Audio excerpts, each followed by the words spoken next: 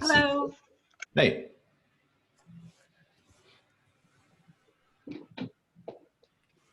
So let's see. Session started officially about a minute ago, but sometimes people join late. And so I'll give everybody a few minutes. And your camera is on and you can turn it off if you want, and your microphone is on. You can turn it off if you want. I think you have control. And if you want to ask questions, feel free. Matthew says, it's good to see my face. So you can use the Q&A little feature to ask questions, or, you know, you can, this is a meeting, essentially, a coaching session. So you can just ask questions with your voice if you wanted to. And there's a few things like raising your hand and chatting and questioning. So I'm not sure if I can do it all at the same time. It's just a lot easier if I see your face and you want to say something. That's cool. And so I'll keep looking for people attending and joining us. Looks like Aaron is going to a job. Unfortunately, no, I'm on my way home. Oh, I just okay. finished work. Oh, nice. Nice. Well, thanks for coming.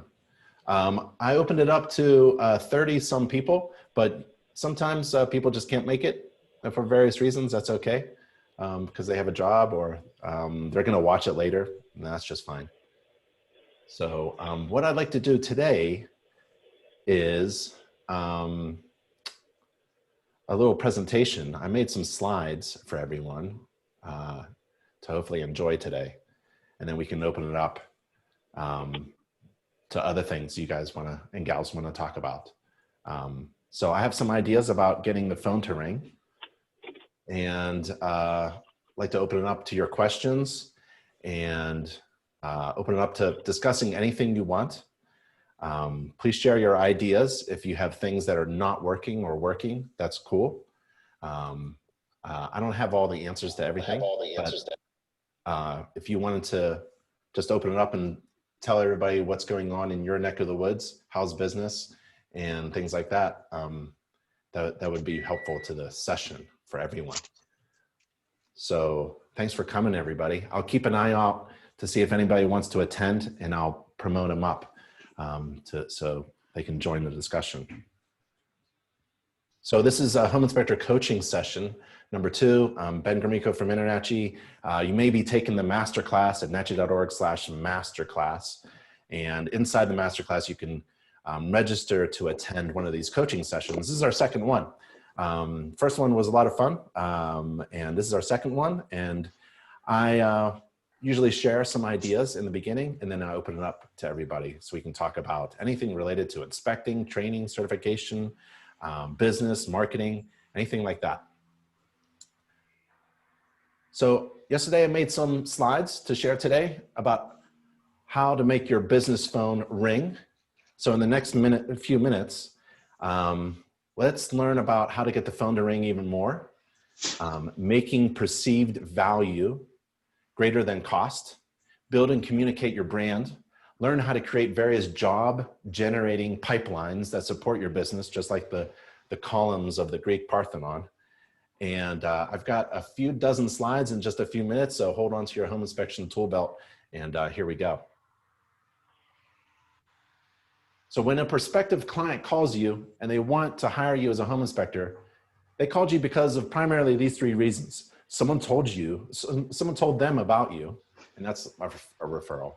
They visited your website and was convinced to, buy your things. Or they're reading one of your inspection reports. And there could be other reasons like online advertising, or you met and talked to someone about your business. But those are 3 primary sources of new business. And those 3 sources of new business, referral, website, and report, all have your phone number as a call to action, right? Your website could have online scheduling for sure, but everything should have your phone number, because people may say, I know this inspector, you got to call him, or her report is awesome. It's got these short videos inside it. You got to call her, right? So when the phone does ring and you pick up the phone, the odds are really good in your favor. They're like 10 to 1 that you'll schedule an inspection. That's huge. Why is it so in favor of you scheduling a job when someone calls you, because they already got to know you in some way, maybe without even meeting you. So answering the phone and saying yes is pretty straightforward. There's hardly any sales skills involved in that type of phone call. So don't worry about being a salesperson on the phone. Ideally, you've developed a marketing strategy that involves building a network of relationships that benefit your business. You have certain sources or pipelines that you build, prime, manage, so that you keep receiving phone calls and new business. And those numerous sources and pipelines are like pillars or columns that hold up and support your business. Now, some businesses that I've met recently have just 3 or 4 of those support columns. And when the economy fluctuates, what happens? Well, 1 or 2 of those support posts get knocked down, and that's an unstable business. Ideally, what you want is a Greek Parthenon with dozens of support columns. You want numerous ways in which new business comes to you, various types of lead generating pipelines that bring new business. And all you have to do is say yes on the phone. Your company should be receiving new business calls and appointments from people that you know, like we just mentioned, real estate agents, contractors, professionals, neighbors, family, and all their friends, your website, and your inspection reports. So what if your phone isn't ringing? Or maybe it used to. It used to ring off the phone, or off the hook, but now you're scrambling to schedule inspection jobs for several reasons. Well, maybe some of your support columns are missing, right? Or maybe you invest more than a couple hours every night going through a long list of favorite TV shows instead of a long list of business resources and marketing strategies. For example, taking advantage of everything InterNACHI provides online, like the home inspection business course on our education page. Or maybe you spend several hours every day on social media, right? That's okay. But your business has no social media platform from which it communicates overwhelming value to potential clients. And in the masterclass, we teach how to use Facebook, Instagram, and Twitter. Or maybe you play lots of video games, no big deal, but your business has no video testimonials to prove how valuable it is to others.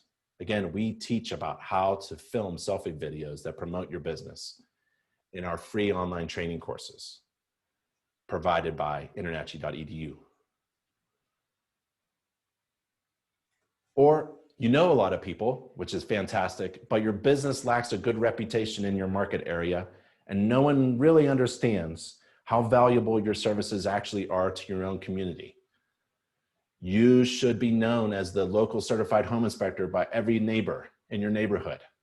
If not, start knocking on doors, walking down the streets, meeting people in the local park, posting your ad or an article in the local newspaper or something related to the school district, or hanging door hangers like Diamond does, Diamond Property Inspections. We design those door hangers for them. Or maybe you say things like, well, it's really competitive out there, but you haven't really worked on differentiating your business from the competition. Or maybe you have a gold mine of past clients just sitting there, but you don't keep in touch with them by sharing on a regular basis information that they would actually find valuable to them. Or maybe you work on being the best inspector in the world a lot instead of working on your business. So let's say you meet somebody. You walk out and you meet like a neighbor. Everybody in my neighborhood, by the way, knows that I'm the home inspector. I just talk about it, talk about it all the time. I find little problems with everyone's home as I walk down the street. And let's say I have the best marketing elevator speech. Well, that's something that you can say to anyone in about 10 seconds about your business, right? Or maybe you have the best tagline, or you know what to say on the phone if it rings. Those things that you say are really pushing instead of pulling. They give instead of receive. They send out a message instead of attract clients. For example, how successful do you think I'm going to be if I go to my neighbor and I say, hey, I'm Ben Gromicko from Big Ben Inspections. If you need an inspection, call me, okay? Bye, right? Not really successful. That's just a big push of information. You pushed your company on people instead of receiving new jobs and scheduling new clients. You want to receive. You want to receive new clients and new business. How? How does a home inspection business receive new clients? Well, they say if you want things to get better, you have to get better yourself, right? So now's the time. And this is what these coaching sessions are all about. Now's the time to work on your business instead of in it. Now's the time to get trained and certified through our Home Inspector Certificate Program, or join a network of professional, successful inspectors at our mentoring program, or take advantage of a marketing team, 7 highly professional, creative illustrators and marketing consultants and designers on your marketing team. And that's free. Their design work is free, and their consultation work is free for InterNACHI members. All you have to do is place an order. So now's the time to work a little harder and smarter. So let's say times are tough for your business right now, and you want to look at the market data, see what the market is actually doing. According to the National Association of Realtors, for the past 10 years, home sales have held fairly steady for the past decade at about 5 million or more home sales every year. So if the market in your area is steady, but your business is flat or declining, then it may be that your competitors are doing some work that you're not. So the first thing you should do is check your value, because it is hard to sell something that no one wants to buy. So what makes your inspection services worth buying? It rests primarily upon value. You have to provide a valuable service. You have to do something that people find so valuable that it makes their lives better, that they give you their money. There are people out there spending money, as you can see by the housing data we just mentioned, and they're willing to give you money, but your potential clients have to see your business as being valuable to them. So if the perceived value is greater than the cost, is overwhelmingly greater than the cost, then people will buy. So now's the time to work on value. I turn off my TV. My kids watch TV, but I don't. And you should consider canceling your subscription to Netflix and Apple TV and Disney Plus, it's called. Stop scrolling through Instagram and Facebook. Don't even think about TikTok. So my brother, InterNACHI founder, Nick Gromicko, once said that the best thing you can do for your business is get your favorite hammer from the garage and smash your TV and get to work. How are you and I going to get to work on your business? Well, here are some things you can do. Become a value provider to your current clients. Your current clients. By the way, stop calling them past clients. People who hire you are your clients, and they're always your clients until they or you die. You can do an inspection for a neighbor tomorrow, and she'll move into your neighborhood, and that's not the end of it. She's your neighbor. She's your current neighbor, and that means she's your current client as well. So there are no past clients, right? So provide value to your clients. Be a consistent provider of value, especially to your current clients. Consistent, valuable over time.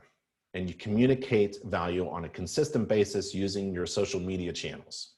And in the masterclass, we teach about how to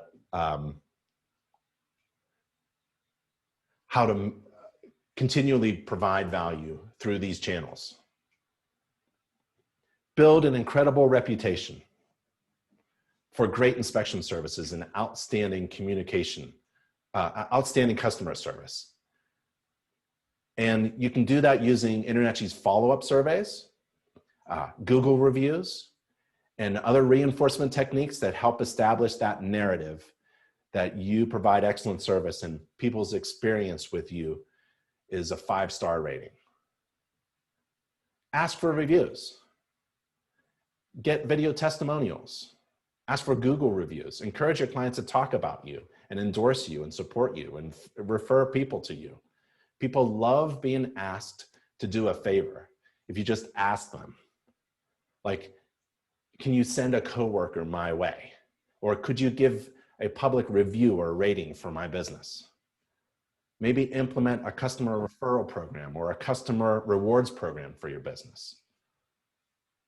And also, do what Olympians do. Like professional athletes, you know what they do? They talk to themselves about themselves. They say things like, I can do this, I am the best, I am the fastest, and then they picture themselves as the fastest, as the best, and doing it like no one else. So it's okay to talk to yourself if you want. And here's one thing you have to do. You have to ask yourself these questions so you can talk to yourself. Do you know what brand is? Well, brand is the answer to the question, why should I hire you instead of Big Ben Inspections next door? And marketing is the way in which you communicate that answer to your potential clients. So figure out how to brand your message, how to brand your company, how to brand yourself, and build a message that communicates what makes you different from all of the rest. And be different and market yourself. For example, I don't go to the movies or now purchase online movies without a preview, and it better be a freaking good preview. I don't go to a restaurant without visiting their menu online and checking out the food. And there's this one place where I live in Boulder, Colorado, that has the best cheeseburger on the planet. It's called Oak Restaurant. It tastes like no other burger. It is the best. It's so different and special. It costs a lot of money. It costs $20 for the burger, and it comes with fries. But people perceive it as so incredible, like dummy me, so valuable, so it's going to make my life better that they're willing to pay top dollar for it. It's the same with the home inspection business, or really any business. You have to be different, amazingly different, with overwhelmingly perceived value. So much value that people are willing to pay top dollar for it. If you're not different, you should not be expecting the phone to ring. If you're like everyone else, what makes you think anyone is going to see you as being worth the cost? If what you do is about the same as everyone else, like a commodity, if your burger tastes just like the next gal's sandwich, then the only thing you have to compete on is price. And when you compete on price, everyone loses. So the key is to constantly work on your brand and marketing that message to sound so incredibly valuable that people will give their hard-earned money to you. You'll be in the position of receiving what we talked about earlier. And all you'll need to do is pick up the phone and say yes. Thomas Jefferson said, "I'm a great believer in luck. I find that the harder I work, the more luck I have." So if you want to get lucky in your business, if you want to work on getting the phone to ring, if you want to receive and schedule a week's worth of inspection jobs, well, now's the time. Now's the time to get to work. And there's a ton of things to do. So where do you begin? Well, here's something that takes very little work and very little actual effort. And it's totally free for InterNACHI members. Get free inspection job leads by visiting nachi.org/inspection-leads. So it costs you nothing to do this now. It takes a couple minutes. And there are potential clients waiting for you to get this task completed. It's like one of those support columns at the Greek Parthenon, right? It's one of those pipelines that we talked about earlier, a column that supports your business to receive new job leads. Here's something else you can look into, but it costs money, $5. It's the buyback guarantee. And it helps eliminate all hesitation that someone might have in referring work to you. Real estate agents are very cautious when it comes to referring their clients to you.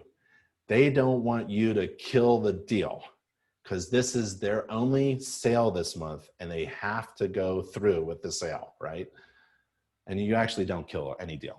We can talk about that later. Well, this may help you in your business. It's like one of those support columns that supports your business. Here's another thing. It's old school. It's an old school way of providing value. Full color, 100-page, customized home maintenance books. It actually adds physical weight to your electronic report, right? So visit nachi.org/now. Well, that's what I wanted to share. We learned hopefully some business tips and marketing tips on how to get the phone to ring even more, make perceived value greater than the cost, create value and communicate that brand, and start receiving new inspection job leads. And you may be taking the masterclass or maybe in the middle of the masterclass. Oh, let's see. Did my video stop? Let me see if I can get it going again. Well.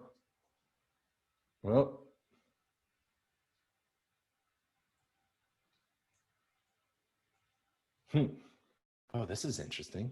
I hope you can still hear me. Okay, cool. Thanks, Julie.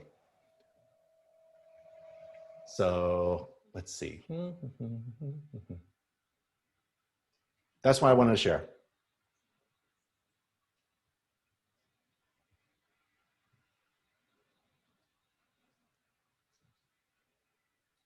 Let's see, I'm trying to get off of this. Jink, jink, jink.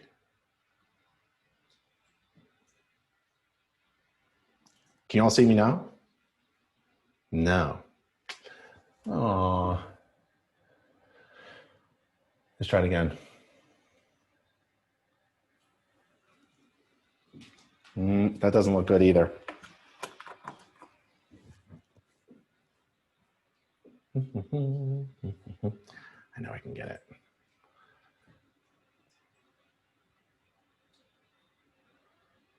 There. Can you see me now? Cool. So let's see. If anybody has any questions, or if you guys want to talk about anything at all, feel free. Julie, can you unmute? Yep, there we go. Cool. Yeah. So I like the idea of the sending to your client the survey, but is there some kind of electronical survey you can send? Because it seemed to me when I looked at it, it was something you had to fill out and mail back. Yeah, so a lot of software providers, home inspection report software providers, provide a little thing like that. You can also do your own survey, like on SurveyMonkey for electronic.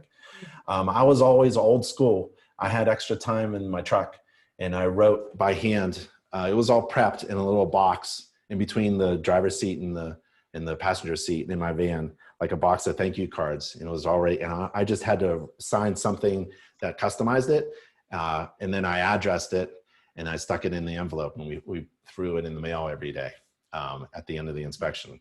So it's sometimes like old school. I'm an old school kind of fella. Like I like the physical things. No one sends me letters anymore. So when I actually see an envelope with a handwritten something, I tend to open it up. But there are electronic versions for sure. InterNACHI doesn't have that.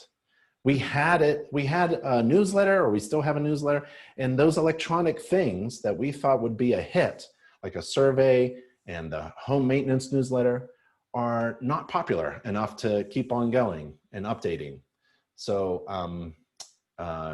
it's up to you. We had that resource, but it just wasn't in demand. And I like old school stuff. What do you think? Does anybody else do surveys? Follow-up surveys? Next coaching session, we're going to talk about follow-up. Follow-up is huge. Whenever you meet anybody, you follow up with them. That's another old school thing, right? You don't just email, you don't just have a client, but you follow up on all the clients. Anybody do surveys? No? Oh, it was huge. It was huge for us. Yeah, one of the things that we loved, and it's very uncomfortable, is to ask, was there anything wrong with the inspection? We did that in the first few years, right? Because we wanted to know where we're doing things poorly so we can fix that crap, right? So if we got feedback, and we did, that our inspectors are blowing through the house and it's too much of a circus, right? We had 3 inspectors on every job for many years, and no one liked it. We were busy and we were making a lot of money, but no one liked it. There was too much going on. Not enough hand holding for our clients. So we changed that and went to 2 inspectors per client. And then my business partner hurt his shoulder and he had to get surgery. And then we went down to 1 inspector. But we had so many good systems in place that we were able to do 2 jobs a day with 1 inspector. So it was really a lot of fun to hear feedback on how poor you are in customer service. So you can fix that kind of stuff. Anybody else? Anybody else have any questions? Yeah, I got a question. Hit it, Eugene. Has anybody had any luck with Home Advisor or any of those type of places? No, I've been harassed by them. What's that? I said I haven't done anything with Home Advisor, but they won't stop calling or emailing me. They're harassing Yeah. me 3 or 4 times a day. Well, I've seen the reviews. It didn't look too good, and I was just concerned, especially the way they were going after trying to get me to sign up. I was thinking about joining one of the realtors around here and trying to advertise to them as well, and the homeowners association. Has anybody got any suggestions on that as far as advertising? Yeah, I think Home Advisors stay away from. How that works is you pay into them, and if someone calls in, they give out 3 numbers, and you're most likely not one of those 3. And if you are, you're paying for nothing. Stay away from that. Advertising with agents is a great idea. I think in my area, I'm in Arvada, Colorado area. The best thing for me is to do the one-on-ones, with an agent and just tell them why they want to hire me because I have like the buyback guarantee, explain all the great things that you have. Advertising also maybe with people that have purchased new homes in the last 6-8 months and get into those, get them flyers to those new home buyers and let them know you'll be there to do their 11th month warranty inspection is a great idea. Advertising with agents, I think, is a good idea, but really doing the one-on-ones with them is going to really get you in because some agents they aren't going to take the time. That's my thoughts. Thank you.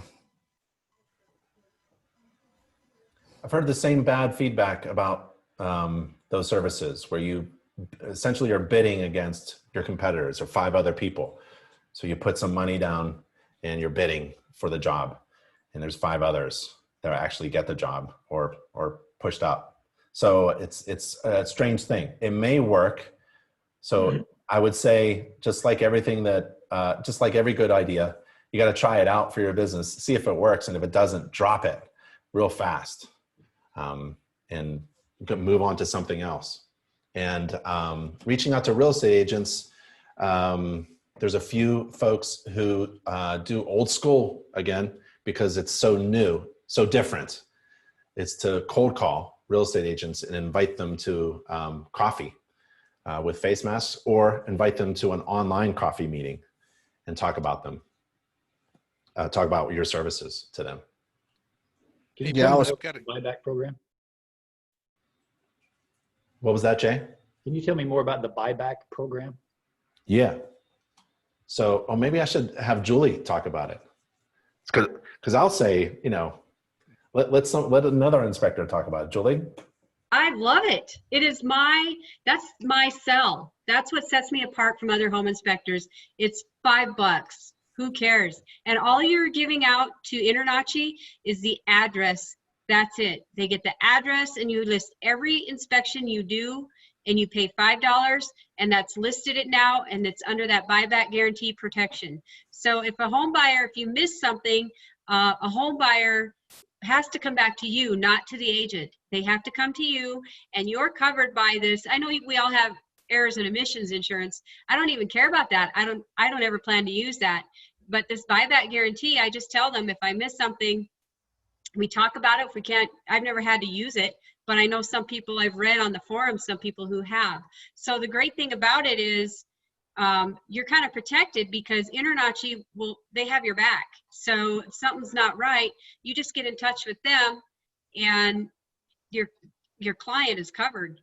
I don't really know what it is. So Okay, so like I said, if you miss something in your inspection and the client is not happy with your inspection and you've offered a refund and they don't take it, or you've offered to fix the problem, they don't want it fixed, they're just angry, they don't want the house anymore. Most of the time it's because they didn't want it in the first place. But if something gets missed and they don't want that house, then you can go with that buyback guarantee. They have, I believe it's 90 days. Ben, you'll have to help me with that one. But I think they have like 90 days from the time of the inspection to file for that guarantee. so you buy it back from the buyer that just bought it, and then they don't like the house? InterNACHI will literally buy the house back, and sometimes they've paid the closing costs. They will buy the house back from your client. But it's even better than that. So the people who are really ticked off at the home inspector because something went wrong with the home inspection and somebody wanted out are the real estate agents. So what we do is we contact the listing agent and have him or her relist it and sell it again. And guess who knows who's in second line for the house? The listing agent. So it goes for sale real quick. So the agents are happy because they didn't lose a sale. It's back on the market, and we just hold it until that transaction goes again.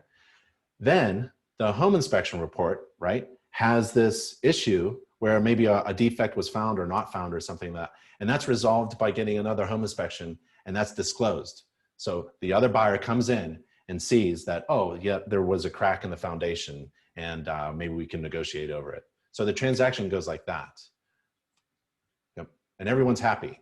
Buyer's agent's happy because their client had a problem. It was resolved. The listing agent is happy because they get to list the house again, and they have a long list of buyers in waiting. And your client is happy because they were able to get out of a home. So everyone, and you're happy because you're not doing anything other than signing up for this guarantee. It's a win-win-win-win-win-win situation.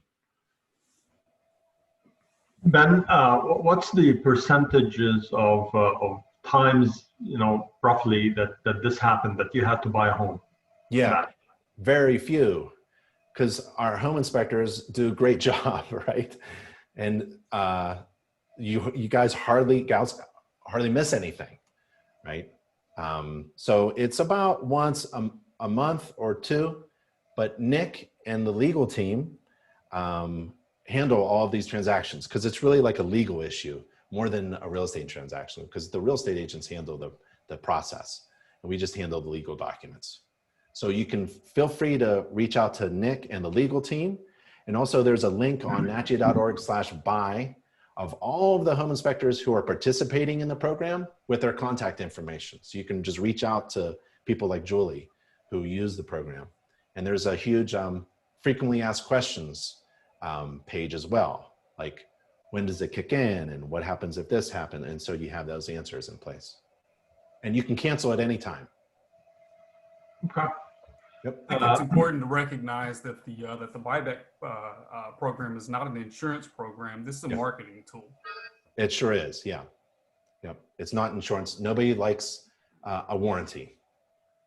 I guess some people do, but there's just a lot of bad stuff going on with warranties. I have another question. I don't know if it's just me or everybody else, but the nachi.org is having a wealth of information. There's so many things in it.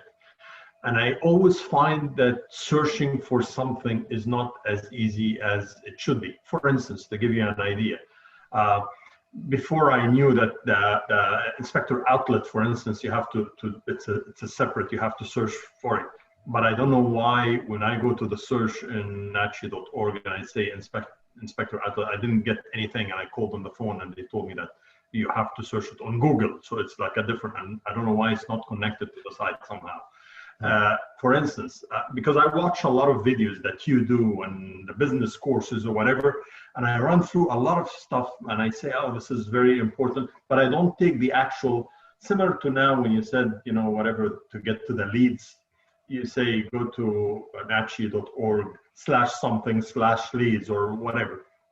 What I do is I want to go to the search, but leads, actually, I tried leads came up. But for instance, you know, this nachi.org/everything, where it takes you through everything that you need to know. I can't search it, for instance, when you write everything on search bar, you don't get it. And I lost really what is the exact writing of the address to write it exactly the same. So I don't know why this is not and this, I'm giving a couple of examples that always happen with me. I find it very difficult to find information. This very real wealth of information, but you cannot get it unless, when I hear you in a session or whatever, I have to type exactly what you're saying and I search by it exactly the same. Sometimes I find it easier to search for it in Google as opposed to searching it on the site. And it takes me to the site. Google takes me to the site again, but you got my point? I don't know if it's just me or everybody is having this issue. You're not alone. I deal with the same thing. It's a wealth of information, but sometimes it's hard to find what you're looking for when you're looking for it. Yeah. And the other thing I would add is that there's a wealth of historic information in there too, Ben, that may not be relevant anymore. Yep. Yeah, that's always been InterNACHI's problem and also value, right? We have a lot to offer. So what we're trying to do every day, we have a huge software development team that works on your dashboard. So if you log into your dashboard, everything that we talk about, the leads, the buyback program, the online agreements, marketing services, inspector outlet discounts, they're all from your dashboard. So if you log in, top right corner, you log in, you go to your dashboard, and I would recommend just taking 20 minutes in one day and just clicking through and see where things are. Like all of your education is there as well, and your progress on certification and things, but all the other things that we talk about as well is in there. It all comes from there. And if you can't find something, then you need to find somebody like me or anybody who is on our contact page and just ask, okay, I can't find this, where is it? And then bookmark it. And then maybe tell me, like, boy, it would be handy if that was in our dashboard so I can just go into our dashboard and see where that is. So take some time to look at your dashboard, because everything is actually, all the really good stuff we put in the dashboard. We don't put anything that's crap in the dashboard. So all of it is really usable, good, valuable things to our members, and we put it in the dashboard. And some of those things that are old, they won't be in the dashboard. You know, old information won't be in the dashboard. So talking about this specific point, I'm looking at the dashboard as we speak. So everything, this whole that you know, nachi.org/everything, where is it in the dashboard? I'm looking as we speak. Oh, I don't know. I'd have to look. Could be under, I'm going to look. Okay. If I can't find it, it'll be there tomorrow. It's either under apps or business development or somewhere, or maybe shortcuts. Okay. I browsed many times in this particular one and some other stuff I can't easily locate. But anyway. What in everything are you looking for? What are you looking for? No, it was just, I think in one of your training, it talked about it, that it's some sort, it's similar to the business development tool, kind of. It walks you through everything, yep. You know. So I wanted to review it because I saw it in one of your training and I wanted to review it. I up until this moment, I can't get it, to be honest. Well, just bookmark it. Just bookmark the things that work for you. Like I do that. I wish I could somehow share my screen. I'm afraid to because my computer went crazy. But I have bookmarks. Like I have the online code books as a bookmark because I'm always referring to it. Bookmark it, yeah. Yeah. So you can bookmark the everything page. But if there's something specific in the everything page, that should actually be within your dashboard. Maybe the everything page isn't, but everything on it should be in the dashboard. I hope that makes sense. Anything else? I got another question. Hit it, Eugene. Um, I know you were looking at getting, I know you offer like dental group plans. Yeah. I know you were looking at health insurance. Yeah. Have you made any progress on that? Because I was kind of looking forward to that. Yep. And that's through your dashboard, and it's at NACHI.org/insurance. And the supplemental insurance is actually very popular with members. People are using it. It's expensive, but people need options. So there are supplemental things. I'm not very fluent on the insurance. Lisa is, but the full health insurance program is extremely difficult. It's more of a legal thing from state to state, right? But supplemental things like supplemental health insurance for dental and vision is easier to manage legally. So that is the issue. Having, Yeah, I saw that, but the Yep. health is what I was wondering about. Yeah. Yeah. That makes sense about the state requirements. Yep. So we're constantly working on it. And well, there's only a few of us. So I think in a month or two, we'll be announcing something for Canada as well. Some kind of general liability home inspector insurance in Canada as well. So we're always working on the insurance, always working on it, because we see a really great advantage to that. It's expensive to get health insurance. And our position is we're so large, somebody should help us out with our members as a large group. And that's what we're working on. We really are working on it. I've got a question. Yeah. So how do you get past, like, say, the gatekeepers at realtors' offices, the front desk receptionist? I know that a lot of times you go and hand them business cards, try to do the face-to-face cold calling. They put your business card in the round file, things like that. What's a good way to get past them and actually get to the realtors that you've never met? Anybody want to answer that? Gotta take chocolate or candy with you. I did coffee cups around Christmas time with hot cocoa and little Keurig pods. That one seemed to work, but that's, obviously more expensive. Yeah. Well, I tell this story all the time. My home inspection company was Peach Inspections. I delivered peaches. And I had so much fun. Took the whole day and just went around all the offices and delivered peaches. What I was really doing, though, is I wasn't, like I was explaining in my presentation, I wasn't pushing my company on people. It was really just like, it's a lost leader. When you first meet somebody and to build a relationship, you don't talk about business really, but you actually are. That's the end. But the means is the fun part. So like Julie said, maybe it's like some candy or something. And you really don't, I try not to push. I got a smile, I guess, that I use. And I like to look at people. But that was way back when you can actually meet people and you can see your smile, right? You can show off your smile.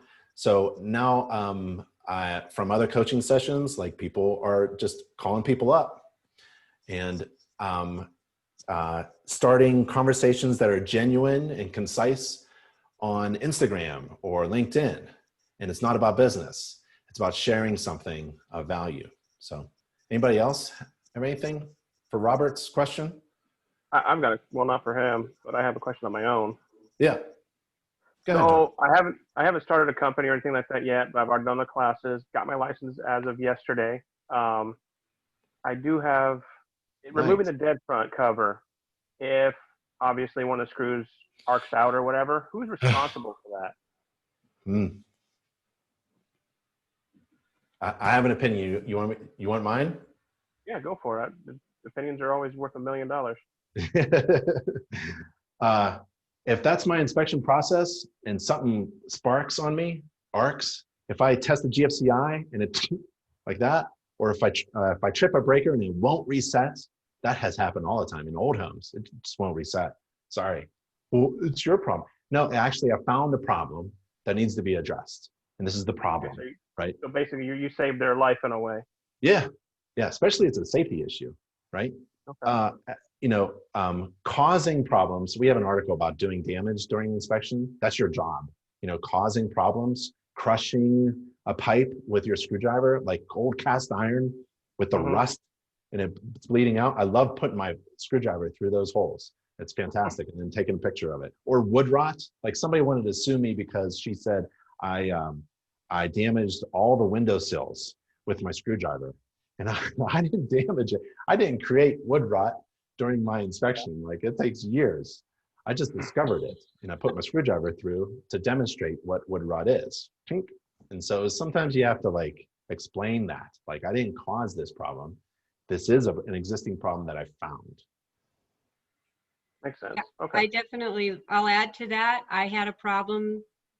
I'll add to that. I had a garage door I was testing, and when I was testing the reverse, I barely put my hands on it. I know some people put a board down below or whatever, but I barely just kind of, I'm not that strong, so I just kind of put my hand under there, and it absolutely just broke like that.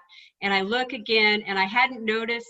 I shouldn't even have done that test because I hadn't noticed this, but it was wood screws holding in the metal door. So, and they were short, and I just didn't notice it. And as soon as that broke, I mean, the agent and my client both were like, oh, and I said, it's okay. This is what you pay me for. This is why I'm here today. This is a safety concern. And now this could have happened to you, and now it's not going to happen to you. So it's okay. Yeah. Yep. Hey, Ben, I have a question going back to the marketing. A lot of call centers out there are pitching now robust marketing services to real estate agents. Is there any real value in that? That's the first time I heard it. Like ACC is doing something? Yeah, they've got like 3 tiers of service, basic, mid, and advanced, and they're pushing programs now where they'll go out and market for your business directly to real estate agents. They'll set up a whole bunch of stuff, and those prices are pretty steep. And I'm just wondering, is there really any value in really those programs? Yeah. So maybe if you're the person who just doesn't have the time or the will to do that kind of stuff, maybe you need that system in place. Maybe you need a Salesforce in place. Maybe you need somebody to answer your phone. For me, I never wanted to do that. Like my website, I don't want anybody or buying, it's kind of like putting other people's words in your mouth and having them speak for me. Like I would never do that. Like I don't even like buying Kenton's narratives and putting them in my inspection report. I want to write my own narratives. So it comes from me. I don't want anybody speaking for me. I don't want anybody answering my phone unless it's my office manager that I've trained and I know what he or she is going to say. I don't like people emailing automatically, reaching out to contacts through LinkedIn. I don't like the automatic features. I want my own words to reach out to people because it's like a first impression kind of thing, especially if it's my main pillar, my main pipeline of receiving new jobs is through real estate agents. That's me. That's a me thing. That's even more important than doing an inspection because anybody could do a really good inspection for my company, right? That's another mistake that you can put in your head. Like you're the only person who can do an inspection. Anybody can do an inspection, but only you can run your business and talk to real estate agents. That's how I feel, but it may not be for everybody, that opinion. Sure. Especially if it costs a lot of money, right? Good for ACC to develop a new program, but you got to be cautious about these things. Gary, do you actually bench that weight that's behind you or what? Geez, that's like 400 pounds. Look at those things. That's for my son. Okay. Jay, what's up? Speaking of narratives, I noticed when I downloaded Spectora, it came pre-populated with InterNACHI narratives, but then there was also an ability to change it to your narratives. Yeah. But now what I hear you saying is maybe that's not such a good idea. Oh God, I have a problem speaking. I like speaking in short phrases, half sentences, grammatically incorrect ways, saying things like good, bad, to my clients because they don't know what I'm talking about. Like GFCI doesn't test. Is that a good thing or a bad thing? No one knows really. My first time home buyer clients, no one knows. So I want to say this is a good, bad thing or a good thing. And I don't want to say it in 10 sentences, you know. Ugh. So I always recommend doing the hard work. Your report is one of the most important things. It can get you into a lot of trouble and it can make you very wealthy, what you say. So I want it to be in your words. Use other reports as inspiration and as maybe a foundation or a mirror to reflect what you think should be said, but it's got to be your words. That's what I think, you know. And that takes a long time. That takes every day. I loved every day while I'm on the roof, like, oh, I see something a little bit different. I would have to either duplicate that narrative and make it a little slightly different or have something within it that I can add to it, you know. So the next time I see that, it's just a click. Always working on my reports every day. So I get faster and better at communicating my observations.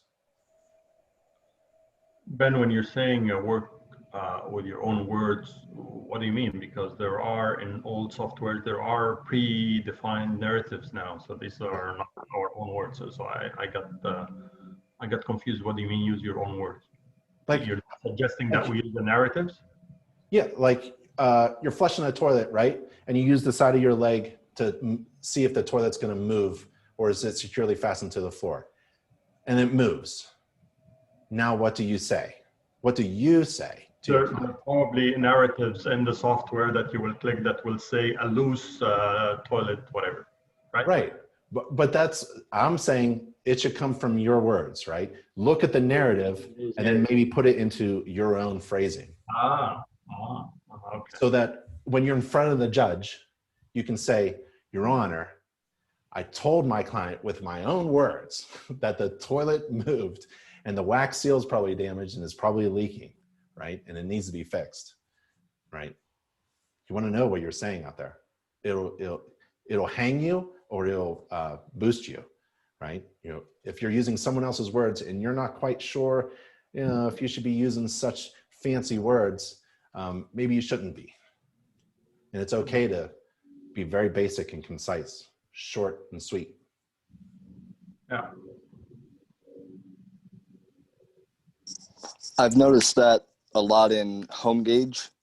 They have a phrase of saying something may last, you know, another 5 years, but then again, it may not. Like say the HVAC, the condenser and compressor. I hate that phrase. Either it's at the end of its life expectancy and it's operational, or it's not. Yeah, why say, oh, it might or it might not? You know, be definitive and have good pictures saves you a lot. Yeah. And also write in past tense. So if the thing turned on, it turned on. You don't want to say it turns on because when it breaks, right? Somebody could say, well, you said it turns on and then it works. It's not working right now. So you always want to write in past tense that during the inspection, the air conditioning turned on, or I observed it to be in this way, right? So that when it fails in the future, right, so the judge or the attorney can't read your report back to you right in front of your face, where you say the roof is the air conditioning system is working. Oh, is it? Do you still hold that opinion, Mr. Gromicko? No, I don't. Oh, you know, why'd you write it then? So always write in past tense. Yeah, and if it's working, great. If it's not, there's your defect. Why go down the path of trying to figure out when it's not going to work in the future? Where's your crystal ball? I don't know. So I wouldn't get down. I mean, Ben, when you take the training and such, Ben, aren't we trained not to give life expectancy on anything? Yeah. But I found personally that my clients just want to know, like, well, you know, it's old, but you know, can I move in? You know, because they're not going to fix it, and then maybe I'll put like a life expectancy in there, right? Just for my client. It's all customized for my client, and my client wants to know then I'll put it in, but only as courtesy, not as standard. So Can I have a ask lot a of question clients. on that? I'm sorry, Julie, and then Robert. Sorry, Robert. I just wanted to ask another question about this, you know, what we do and what we don't do. And we were trained not to inspect refrigerators, but now we do, or what? No, not according to the standards of practice. Okay. In Texas, I think you're required to. I can't remember any other state that requires that. Thank you. Texas appliances, yeah. And I haven't looked at the ASHI standards of practice. I think they mentioned kitchen. I'm not sure. I actually take a temperature of both the freezer and the refrigerator and add it as a supplemental. Yeah. I wrote a checklist for inspecting a refrigerator because somebody on the message board was having fun and they're talking about refrigerator inspections. So I created one and I just posted it. So if you're going to inspect a refrigerator, Richard or Julie or anybody, you know, we have a little checklist. You don't have to use it at all. Robert, you were going to say something? Yeah, I have two things onto that now. Refrigerators. So the way we were taught was anything that is an installed appliance. So if it takes tools to uninstall it, which most refrigerators now have a water line in the back, it takes a tool to uninstall it. So I inspect them out of a courtesy, but most of the time they don't convey. You know, so I take temperatures. I tell them what brand it is and the serial and model numbers on it if I can find it, and go on about it. And then life expectancy. I know that most of my clients, they want to know, is this going to last me, X amount of years? And all I ever say to them is I refer them to the general life expectancy of certain appliances or components, saying that this is how long they're expected to last. And they're, it's coming up to its, the end of its life expectancy. You might budget for it in the future. We have a life expectancy chart as well. You could just refer to that. I built one based off of that. Oh, cool. With my marketing stuff on it and whatnot. Yep. We have one for InterNACHI, like a standard one. And we also have one for Florida because crazy things happen in Florida.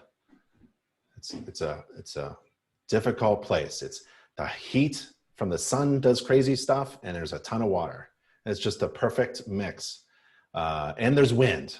So those three things, and termites. So those four things is just fantastic for home inspectors. They're really busy down in Florida. I've got another question. Yep. If I'm buying a not brand new, new to me, I guess, am I legally allowed to inspect my own home and do a 4-point and wind mitigation? Oh, see, you're buying your own home. Well, according to InterNACHI standards and ethics, yeah, that's fine. I think you probably have to check something off that you waive the inspection, or you have to disclose that you are the inspector. I'm not sure, but there's nothing on InterNACHI's side that prevents that. Yeah, I didn't think so. I was just wanting to make sure because when I was in Jacksonville doing the 40-hour course up there, the gentleman was like, "Yeah, there's no problem. You can inspect it. I mean, you're not, as long as you're not selling your house and you're going to inspect it for the person that's buying it, then yeah, that's conflict." But he said you can inspect any of your kids' homes too. It's not a big deal. I was just wondering about the 4-point and wind because I look at it as it's benefiting you in a way.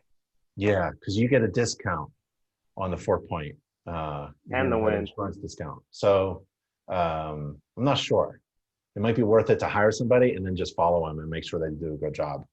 Right. Yeah. I bought my house, I remember, and it had an inspection and the buyer left because there was a crack in the wall. And so I came in and I did my own inspection and I saw, that's not too bad. And I bought the house.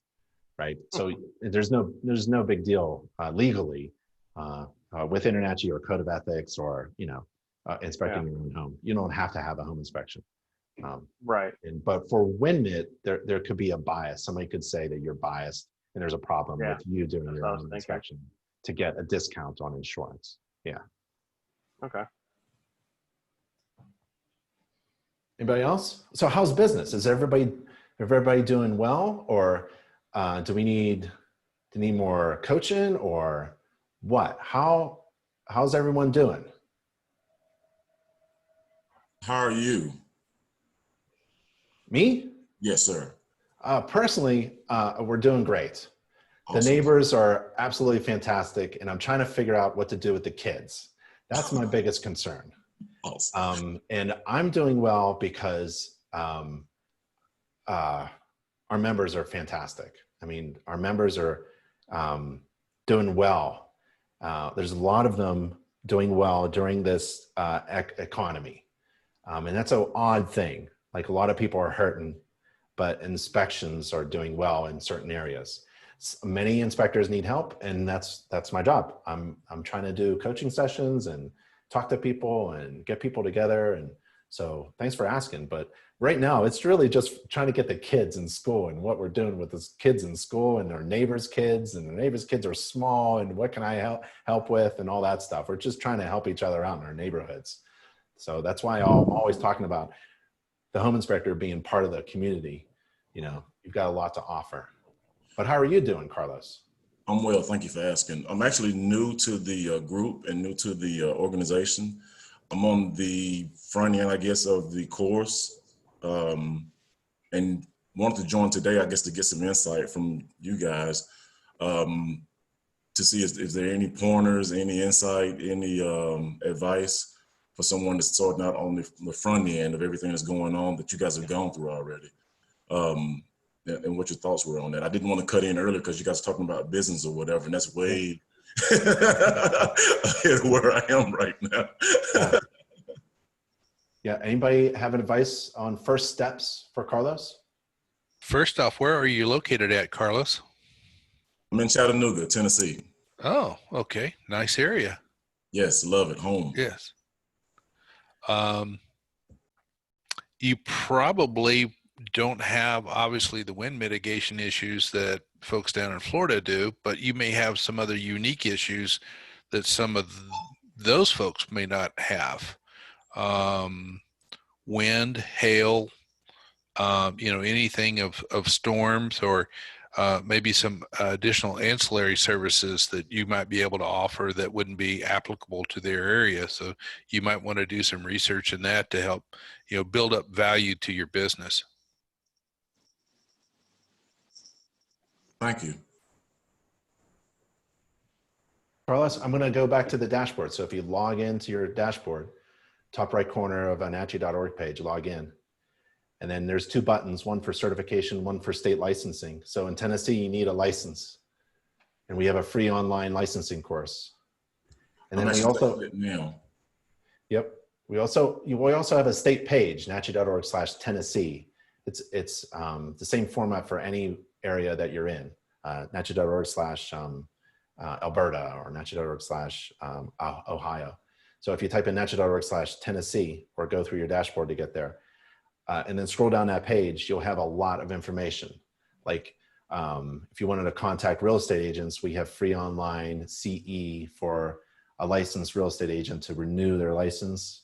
If you want to do radon, Tennessee regulates radon testers, and we can help you with that with a free online course and things like that. But the first things first is, I would say you got to get certified. Yes, sir. And then you got to get a website going. If you don't have a website, I'm not even going to look at you, right? So just like we talked about, I don't know if you heard it, like the burger place that I go to. Like, I look at a restaurant's menu before I order anything, right? So I need to see your menu and I see your face, maybe a nice big hero. They call it a hero image on your homepage, you standing there and, real confident with your inspection tools and saying that you're certified or something like that. So a website's really important, really important. Do you all agree that a website is important, or are some of you successful without any website? I think it's critical. Yep. Now, how many of you are strong pushers of social media?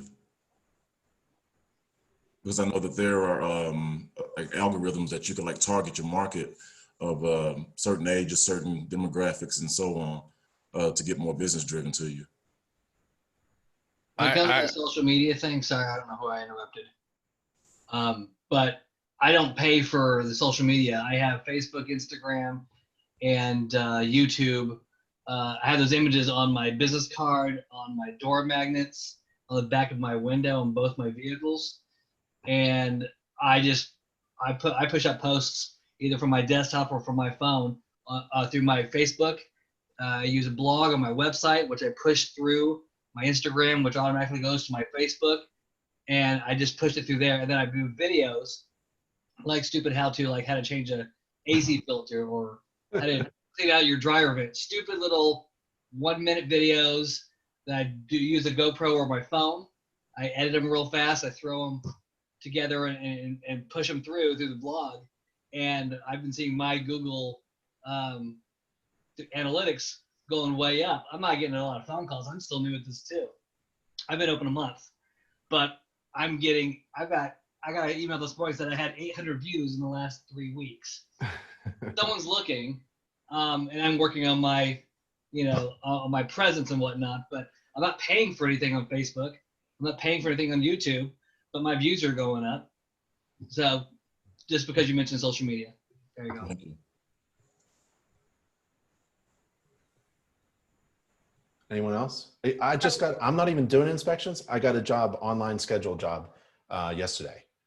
And they wanted to pay me because the price is there. If you look at mine, it's $1,000, right? To do a job because they were desperate, and it's online scheduling, and I had to cancel it. I keep telling everybody, this is just a thing I have for teaching inspectors how to have a website. So a website's really critical. I could share you my experience with the SEO. I actually did redo I got a facelift on my website. I had a company do it, and my SEO, she also worked on that, and I was being found like within 1 click. And I still did not generate business that way. My business is generated by me going out and telling agents why they want to hire me, and by going out and showing my inspection reports to agents, and hey, you could love this about my report. And it's word of mouth a lot, and it's just that kind of thing. But it's important, I think, to have Facebook and Insta if you want to do Instagram. I don't do Insta, but it's important for a couple of reasons. It is getting you out there. It's getting you viewed. It's keeping you busy with that kind of thing too. It's keeping you up to date, it's allowing you to create those videos that someone's going to watch and like, and then maybe share. And eventually that can come back around to you. That's just my experiences.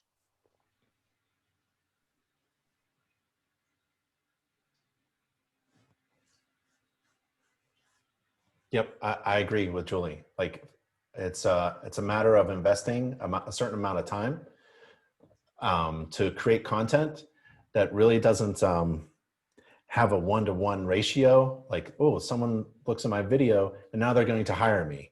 It's all that foggy area around your marketing strategy, right? So that if someone, it's like having a large property around your house, right?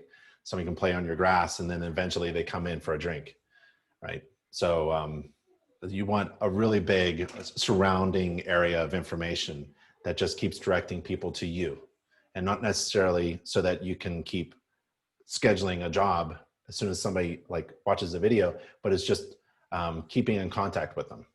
That's why I always think if someone has hired you, that's one person that you always have to keep following up and keeping in contact with. You're not trying to sell them a home inspection because they just got a home inspection from you. The point is to keep valuable information in front of them so that they can have you in top of their mind for the next time. And the next person that has an issue with their home, maybe they'll go, oh yeah, like Julie was my home inspector a month ago, call her up. The stories I tell about my neighbors waiting for me in my driveway because they know I have an infrared camera is true. It's actually true. People have skylight problems in my area and they want me to come over. Oh, so my next door neighbor right across the street in that direction, right over there. She's a nurse. She works down in Denver And she said, I have to come over because all of her wooden trim boards around her door are rotten. Guess what I'm going to do? I'm going to go over there and I'm going to inspect those things.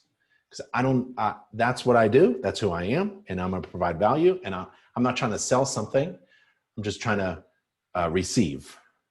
Eventually that will pay back somehow. Also, I will add on to that I have a particular agent that I'm friends with on Facebook. But yep.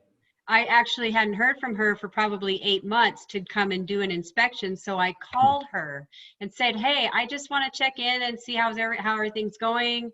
And she says, as a matter of fact, I have some buyers and can you do an inspection? I was like, what do you mean?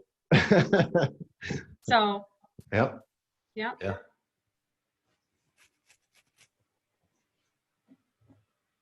Gary says call.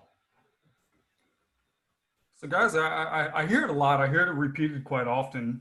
I think to a couple of to Julie's points as well as Ben's points, especially as in these times communication continues to transition. An online presence is incredibly important. However, I don't think that we can forget that home inspection as itself is not a passive business model. And so therefore our marketing itself can't be passive. Yep. Yeah, and it's good to be assertive, not aggressive, but just consistent and assertive, knowing that you're confident in your services and you always have that same communication, and consistently providing value and communicating. Hate aggressive pushers. I have a question. Yep. Has anyone used any type of drone for inspection or their marketing purposes or anything like that? I think they're awesome. I have my Part 107. I'm getting into this. I haven't done a paid inspection yet. Yeah. I'm going to use that as a tool that Yep. no one else provides. Oh, I'd hate to compete with you, Rick, in your area if I was a home inspector. Because when you have a drone, man, you should be using that imagery like crazy, that you'll take a picture for your agents and for the home buyers and take a spin around the neighborhood and stuff. That is fantastic. I can't beat it. I'll carry a tall ladder and get on the roof, but you've got a drone and I don't know how I would compete with that. So you have an advantage. You have a competitive advantage and you should be taking full advantage of that. And you should just be crushing your competition, because I think it's the latest, greatest. It's like infrared 5-10 years ago. 5-10 years ago, infrared was amazing. Now I think every home inspector should carry an infrared camera. Drone is going to be almost the same way. It's going to be just this thing, or a sewer scope. Something special about sewer scope too. Seeing the unknown in a hole somewhere, that's kind of interesting. Yeah. So I think you got it, Rick. Are you planning on doing like a class about drones in the future? Yeah, we've done some videos when we could gather pilots together and fly. So we've got some stuff online and we have some partners. And as soon as we get, all clear and everything is safe and healthy for everyone to do a class, we're going to fly some drones for sure. But that's not what we're good at InterNACHI, right? We're good at the online stuff. There's only so much we can do online. So we partner up with training providers, because you have to get your hands on a drone. You can get your license, but you really got to fly around. I mean, it is when I have a drone and when I fly it, it's just, I'm sweating. I don't want to hit anything. I don't want to be embarrassed. I don't want to do anything wrong, so it takes a long time just to practice and fly around and have fun. But as soon as you get that down, man, you should be killing your competitors with it. That's the one thing that provides value, right? Hey, would you like to all your agents, right? Like, hey, do you need an aerial drone shot of the homes that you're inspecting? Whether they say yes or no, it doesn't matter. It's just getting in front of me. That conversation I can't have with any real estate agent, and you can have it easily. So you're in a great position. Rick, so yeah. Coming from, I've been doing this for a few years. Exploit the heck out of your drone. Use it for everything, but get up on that roof as well. Don't rely on your drone to do the roof inspection. But if you can get it up in the air within a couple minutes, put it in every report, whether it's just aerial photos, whatever, because not everybody's doing that. That's something that'll set you apart. Awesome. You know, the other value that comes with that too is there are some routes that you just don't want to walk on. And having that drone is a tool that you can pull out and add increased value on the fly to get the job done. It may not be the ideal solution, but you don't risk damaging the roof, or because of safety, you don't injure yourself. And I have to have a drone pilot's license in some way? Yeah, to fly commercially, you have to have a Part 107 license. Yep. And if you're a home inspector flying a drone, you need that license. You need that pilot license. You can't. Drones are for fun, for people having fun. But if you're doing it for business, you are regulated by the FAA. And depending upon where you're located with the inspection, before you do that, you're going to have to file a flight plan. But there's an app for that, and you can do that, but that's part of it. Like if you're in Tampa, St. Pete, your zone restriction is extremely heavy because of the number of airports around that little peninsula, versus being, say, somewhere out in the middle of Oklahoma where there's nothing around.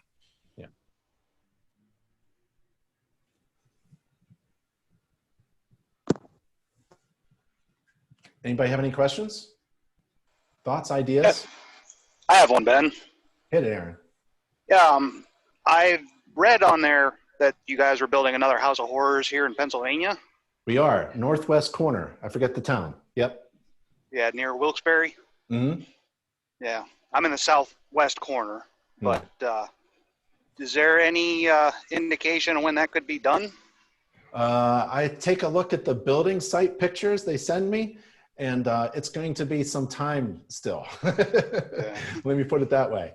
But when it opens up, it's going to be amazing. It's going to be amazing. They have this huge space, 2 stories high, with a balcony, and it's just a classroom with glass, and they look over the House of Horrors, and it's going to be a lot of fun. A lot of fun.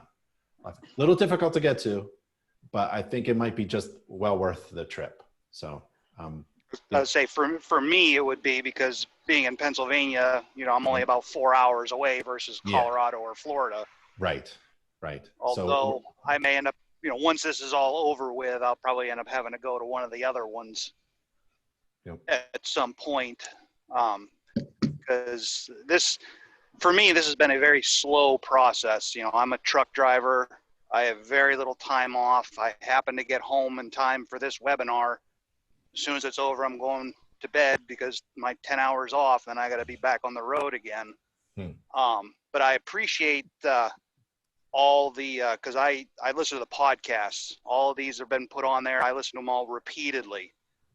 So, as I'm going, it's been tremendous amount of help to be able to listen while I'm staring at the highway. That's really great to hear, Aaron. That's really great to hear, because I put a couple of people on that project, and we're just wondering if it's of value. So that's really great to hear. Yeah, I'll say for me, it's been tremendous, because, if I like what I hear and I think, well, okay, I got most of that. I've listened to a couple of your full-blown inspections at least a dozen times, just over and over. Because it's just like watching a movie where you've seen it. It's like, man, that was good. Then you watch it again. It's like, oh, I didn't notice that the first time. So it's just been again and again and again. And I really appreciate it. And this whole process itself has been instrumental. I did my first mock inspection a little while back on my own house, and it took me about 5 hours until I realized that my house is 2,700 square feet, and I actually found a problem with my roof. So this is this whole experience for me has just been phenomenal, and I hope all the rest of you guys are getting the same out of this as I am. Cool, that's- I would resonate that and just say the training that I've been doing has been really great. And I kind of get to where I almost nod off and, okay, come back to it. You just have that kind of voice about you, Ben. It's so calming. And interesting, but after about 2 hours of that one particular course, I'm like, oh, more homework. And then now I'm like welcoming, where's the homework? I need a break. No, but, and I have another question though, if I could. Yep. The online agreements. So I have a particular agent who really likes me to just set up the radon and the sewer, and it's getting to be more regular that they want both. She just wants both on every home I'm doing lately. And I have a guy that does, I have the certification, but I'm not spending $5,000 on equipment. So I have certification, but I pay a company to do the radon testing, and I pay a company to do the sewer scopes. That I'm not trained in sewer, but so my question is, I have changed the online agreement, and I've added where it says for the home inspection, for the price for the home inspection, I've added to say for the home inspection, comma, radon testing, comma, sewer scope, blah, blah. And then I say how much that is. And then I added in my report down, like after item number 12, I mean, on the agreement, not the report, but on item number 12 is like something that they agree to. Then I added number 13 and number 14, and number 13 says, radon testing will be done by Cutcliffe Radon Testing. All questions and inquiries should be made to this company at whatever address. And then number 14 point says all sewer scope will be performed by such and such company. All questions or comments or concerns should be directed towards this company at this address. That's it. That's all I list for. And then I'm relying on those companies to send contracts that they need to send to my client. And it seems to be working okay. I just want to make sure legally, does that sound appropriate where I've just kind of added that in? Because I know you have that ability to do that.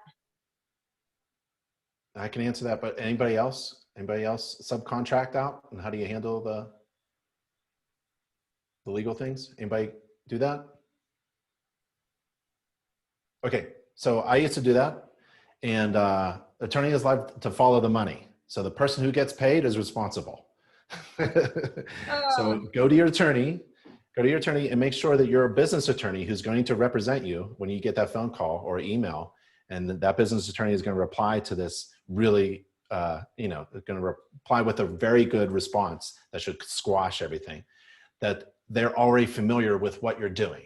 So you don't have to start from scratch and explain to your business attorney what is going on while there's a complaint letter that you're both reading, right? So do this ahead of time, and it's going to cost like a few $100s. But you tell your business attorney, this is what I'm doing. Do you think this is the best way to handle it? And they will guide you along the way. And the person who gets paid is usually the person who is going to be responsible ultimately. My sewer guy, my septic guy, I would collect the money, right? And I'd pay my septic person, and I would schedule that septic person. I'd do all the scheduling. And then that septic person had something for the homeowner to read and sign. And that legal document had to be done at the site, right? Because I deferred responsibility to the septic company. I handled everything else, but the results of their inspection and their work was really in between those two people. So it was really complicated when you subcontract. It's a heck of a lot easier to just give a job away and not collect the money. But your business attorney is critical in this, because when there's something wrong, they will be like, oh, I know, no big deal. I got it. I understand what's going on with your business model, and here's how we're going to respond. So always go to your business attorney first. And it should be a local business attorney, because I got sued a couple of times. You know, you go to small claims, it's no big deal. They'll know the attorneys, or all the attorneys know each other, kind of, you know, the good ones do. And they even know the judges in the small claims court and everybody in the court, because they're in there, you know. So it's highly valuable to get a local business attorney to advise you on all that stuff. Don't listen to me. So. Okay. And then also when I add an ancillary, do I send that agreement separate from my home inspection agreement? Because there's there's a place to sign it, and I had that attached. I bundled it and it looked funny. So I made I sent it separate. Yeah, it does look really long and weird, right? So yeah, some inspectors separate those. Yep. Okay. Yep. No big deal. Can you recommend a business attorney? No. Telling on myself. But sometimes if you have a CPA, sometimes they know, right? If you have any advisor or professional, friends and family know, other inspectors know, other businesses know, business attorneys. So it was really, that's one of the best things I ever did in the very beginning. And I just remember going to the office, and their offices are always really big and their chairs are always leather, and just to show that they make a lot of money, and they do, but it's well worth it. Okay. Don't use Home Advisor. Sorry, I couldn't resist. Carlos, you asked, and I think it was Eugene or somebody had a good point. Somebody made a good point. I forget who it was. I forget. But Carlos, you know, one of the first steps to do, you're in the very beginning stages, is to inspect your own home. Somebody inspected their own home and found a roof problem. So like inspecting, I still remember, it was many years ago, inspecting my own home before I did a first fee paid inspection. And I think I inspected my home at least 10, 20 times. I just wanted to crash and burn on my own and not do it in front of a client, right? So, and that has stayed with me for the rest of my life. Like everywhere I go, if I go to, I'm going to my mother-in-law's place in next week, I'm going to inspect her home. I'm going to see a grandmother, I'm going to inspect her home and her roof. And you just keep inspecting no matter where you go. As a home inspector, my wife will tell you that I'm always looking up when we go to a restaurant or a shopping mall or something. I'm always looking up like, I wonder if that's a roof leak or something, you know, always inspecting. So inspect without getting paid. And so you can screw up, especially with your software at the same time. Yes, sir. Thank you. Yeah, Ben, I was the one that talked about the roof. Oh yeah, and, Aaron. Yeah. Yeah, and like you said, you know, if you're gonna crash and burn, you know, do it, you know, where you're familiar, where you're comfortable. You know, my next mock inspections, my sister lives in town, my parents live in town, and I've also talked to, my daughter plays travel softball, and you know, and I've mentioned, you know, when all us parents are sitting around, and just about every parent on my daughter's, you know, softball team, you know, they all want me to practice on their house. You know, and I said, you know, when I get time, you know, I'll do everybody's, you know, obviously understanding that it's, you know, just practice and, you know, things like that. But that's the approach I've taken, is, you know, at least do it till you're comfortable with the people, you know, that aren't going to come back to you for any reason. Yep. And Aaron, what's your plan of attack? You have a full-time job. It takes a lot of time. Are you thinking of doing like your first inspection on a Saturday morning or something? Yeah, right. Well, like right now, you know, I'm actually driving 6 days a week. And yeah, and that's what makes it so difficult, and why this has been dragged out for so long. Right. It's, you know, when I get a day off, you know, and I have enough time where I'm not, you know, dealing with, you know, other issues, you know, I'm trying to squeeze them in. Yep. You know, and if I get vacation time, you know, any time that I can grab where I have time, like I think this weekend I'll be able to do my next one. But beyond that, I just take it a day at a time. And, you know, if a run gets canceled, you know, I'll do my own again if I have to. Did anyone else like start off real slow? I'm sort of in the same predicament. I'm a local firefighter here in the city, and I'm about 3 years from retirement, and have been looking at like what's next and what can I kind of segue into instead of sitting there twiddling my thumbs or going to clock in at some conveyor belt somewhere. And this just seemed to make sense to me. But in the midst of between now and whenever I retire, just like Aaron, having to find those days in between my shifts to go and do these inspections or whatever is what I've been kind of looking at, like scheduling and not being tied to an office, not being tied to a factory or warehouse or whatever, and having that freedom to make those appointments, maybe 1 or 2 a day, and not be overwhelmed having to do a full-time job and a second full-time job that I'm trying to get off the ground by being overwhelmed with making appointments and scheduling and having to show up and be there for 4 or 5 hours if necessary. Yeah, it's so exciting to do a 9 o'clock Saturday morning home inspection and bring home $350 in just a few hours. Then you're like, oh, that was pretty good. I mean, let's be honest, it also takes another 2 hours to go over the report and make sure it's perfect before you send it. I was not like that, Julie. So you are just too good. I just, you got to be fast. I'm blowing people off. I'm just being really efficient, and I'm not there to share everything that I know. I'm really there to, like I was talking to another group, to tell a story of the house. You can take all day to tell the story of the house, or you can take 3 hours. And I just gave myself 3 hours to tell this story and write it all out. Yeah, I want to be like that. I keep watching. I appreciate when that one training you did and you said how much time you spend in each room. Yeah. Man, that was a game changer for me. Oh, yeah. Because I was spending way too much time in each room, but I didn't want to miss anything. And I had to realize I'm not missing anything. What am I doing? I'm just wasting my time in here, standing here hoping to miss something. So, I mean, yeah. Yeah. And, the ultimate goal is to make money. I mean, we're in business to make money. And then if you make a lot of money, you can do good in the world.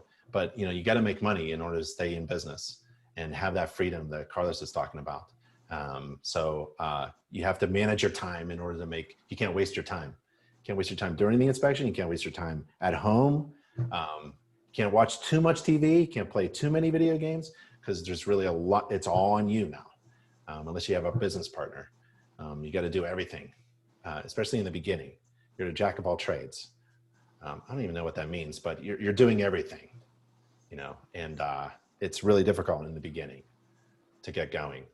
And I was just fortunate a long time ago. Well, I've changed careers a couple times, and I was able to save enough money in order to live for a little bit in order to do that transition. I did a cut. I just completely cut. I never had an overlap. Never experienced that. That may have been a good thing for me or bad, but to go from one full-time job to another full-time business, my own business, it was always that cut. And then you just can't sleep at night, and you work 24/7 and things like that. So it's really stressful. So yeah, I feel for people who are trying to figure out how to balance, how to go from one to another. And I love hearing stories of inspectors being successful in doing that. So I have a full-time job currently, and I'm a full-time inspector. Wow. I have the privilege of kind of making my own hours, doing kind of what I want. I'm salaried at my other job, so I get to make my hours and do what I want as long as I hit them, then nobody complains, and it works out to where I'm super flexible. And then I always turn around my reports the same night. I don't wait on them, sit on them, things like that. Yep. I know that the realtors that I do work with, they all love the fact that they don't have to wait 3 or 4 days for an inspection report. They're getting it that night, and they know it. Yep. So. And most reports, thanks, Robert. Most report systems, right, will give you a summary. Maybe you can do a summary immediately and then write the full report later on. So it looks good. By the way, I know just about every owner of all the software companies, they all will tell me, and I don't think it's no big deal to disclose, but hardly anybody reads the full report. They have the data on it, and they know that hardly anybody reads the full report. They only read it when you're in front of a judge or there's a complaint. So you have to write a good full report, but what they're actually using is the summary to take action upon. So that's something to keep in mind. Now, do any of you use the apps that are on your phones or tablets or whatever to help with your inspections and kind of segue for making your reports? I ran through the App Store last night on my phone and saw about 5 or 6 that could be utilized for doing home inspections. And wondered if that was a tool that you guys use, or did you just go, like you said, old school and a format that you've already created from the InterNACHI's site, or how does that go for most of you? I use a tablet and Spectora on that tablet, but because I use a cloud, I can just sync it to my desktop. So I do about half of it there, the easy stuff, and the harder stuff, I go home and finish it on my desktop, drag and drop. I plug it in, drag the pictures over, and just pop it in the report, make sure all my wording's right, and send it on. I pretty much do the same thing that Gary's doing. I use a Apple tablet, a full-size tablet with Spectora on it, and I spent about 2 weeks going over all of my forms and doing my customizations before I started out, and I ran them through my business attorney down in Florida, and had them all scoped out, so I was ready to go. I didn't like some of the templates. Some of them were great, but there were 1 or 2 that I really felt needed to be tweaked and adjusted, and some things added on. And as times change now, like with COVID, I've had to add, a liability waiver there for COVID as well onto that platform. So I find it really robust for what they charge, and I'm just doing their monthly $99 subscription because I'm not using their website. But some of these have a way of tying in a scheduler into it, so it's all inclusive into one loop, sort of processing and workflow, and that's really helpful too. But you really need to kind of research them and pick out what works best for you, because in the end, you're going to be the one writing the report. And if you're not comfortable with the software or the process flow, you need to find something that's going to not only get the job done, but is going to save you time, because your time is your business. Awesome, thank you. There was a young lady on the site as well, CPI certified, and she was saying that she takes at least 100 pictures per inspection. Is that the average, or? I find that quite low. I rarely take anything below 200. Wow. Rare. And a lot of what I do is also with video. Shy of putting a personal webcam on me and walking around or crawling up underneath the house or walking the roof, I video just about everything I do, because I can make audio notations as I go along. And like Ben was saying, I can stick my screwdriver down in a windowsill and I can probe for wood rot, and I can show them as I'm doing it. So if you ever have anything that comes back onto you, you'll get a much more detailed explanation out of a video than you ever will a still photo. And still photos don't always translate well when you're going to print out the report on a PDF, depending upon who prints it out. They could have bad toner in the printer, and the picture may look drastically different in the contrast, and they may not be able to see what you're trying to explain. So having a great camera is a big part of that, but also doing a lot of video can save you a lot of grief. That's just my take. Well, the other cool thing about Spectora is you get 5 free inspections with it. So you can download it, play with it all day long. As long as you don't submit it, you can delete it and redo it as many times as you want. So, I mean, that's probably the best thing to do. And I was playing with it last week, and I'm amazed by what's on it in general. Guys, everybody's talking about Spectora. Did anybody had any experience with the Home Inspector Pro? Because I've been looking around, and I made up my mind that this is where I'm gonna use, but I don't see anybody talking about it. Am I going the wrong direction here? I've used Home Inspector Pro. It's actually on my iPhone. It works on a mobile device. It works well. I find that when you choose a home inspection software and you start to investing your time, it's hard to jump ship. So I think you'll be just fine. I like the features. I like it. The report looks very good. To be honest, I liked it better than Spectora. Yeah. And the prices are way, way cheaper. That's why sometimes I wonder, am I missing something? They have a one-time fee, you buy the software, and almost that's it. And they do updates every couple of years. If you want to buy them, you can. If you don't. I think some of us are using Spectora, not just for the reporting software itself, but like I think someone else said in there was, I use it on my website. You go to my get a quote, and Spectora on that page, and you can put in your address and put in that you got a crawl space or a slab on grade, and it takes you through the process, asks you the questions, and you got a quote right there. You hit submit, and you've booked your inspection right there from my website, and that's all through Spectora. And it pops up on my calendar. I do my process, payment processing. Everything's through Spectora for me, and that's why I'm paying $100 a month for it. And the 5 free was helpful because I used 3 on family just to get used to it, and then I had 2 paid on it, and now I just paid for my my first month subscription last week. Yeah, I think it all boils down to, for me, it's the integration ability of Spectora.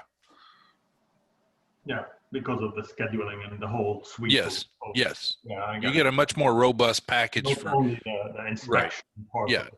yeah. Plus, there's also automated texts, I believe, through Spectora.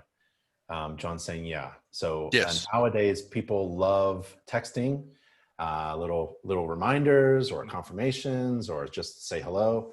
And so the back end of your report software, if it's good, has all these features to help with automation systems, scheduling, payments, of making sure that the report isn't available until you're paid, things like that. Yeah.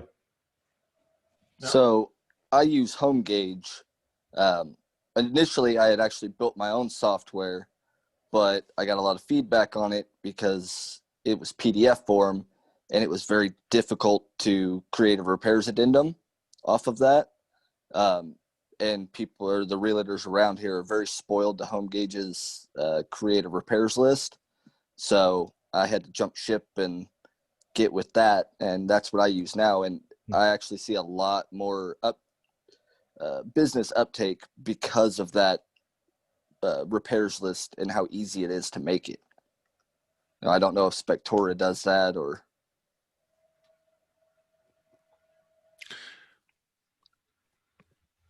Yeah, with Spectora, you can do that through the customization on the forms, but you would have to, you could take an existing template and integrate it into it and then edit it as you see fit, or you could do it on the fly.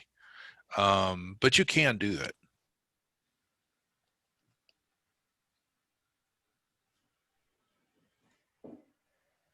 Well, how about if we wrap this up? One final question, Naren, I wanted to ask. I just remember it now. Yeah, go ahead. You were mentioning that at one point in time you were doing an inspection like 2 people at the same time, right? Yeah. How would you do that using a software, by the way? I think all of them, all of the good ones, you can have multi-inspectors writing on the same report. Oh, really? Yeah. I didn't know that.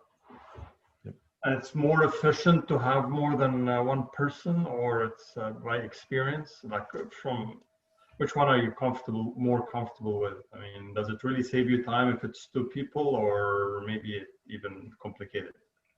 Well, I'll answer, then maybe other people can answer. So for me, it was all about math. We actually figured out that we can make more money and provide a good inspection experience having one person do the home inspection, until that size of the inspection was too big and you need more than one person there. So I've done inspections with 3 people, 2 people, and 1 people, and we made more money. We had a larger profit margin. We grossed more, and we made more money with profit by having 1 person at the inspection. It's so nice to have an assistant, but that costs. What does it cost you? Well, you have to figure out with math. So that's my answer. You have to figure out with math how much can you do 2 inspections a day? Can you do 3 inspections a day? Can you do with 1 person doing it, 2 people? And it's all about math. Yeah, thank you. All right. This was a lot of fun. I love this stuff. I love hanging out with home inspectors, best people in the whole world. And I really enjoyed our time together. I hope you found value in it. I know I did. I know that there's going to be more coaching sessions in the future. You can sign up for them if you'd like, or we can keep seeing each other. Whatever you want to do, please feel free to reach out to anyone on staff if you need help with anything. If you can't find this resource or the thing that you need, or you just need to bang some crazy ideas off of somebody, feel free to take advantage of the 36 people who work full-time at InterNACHI. They all work for you. That's one of the great benefits of being a member of InterNACHI. You have dozens of people who will answer your questions because that's their job, to help you. So I'm glad everyone is staying healthy and safe. I'll see everybody next time. Thank you, everyone. Bye. Thank you very much. Bye, everybody. See you. Thank you. See you all. Awesome. Thank you.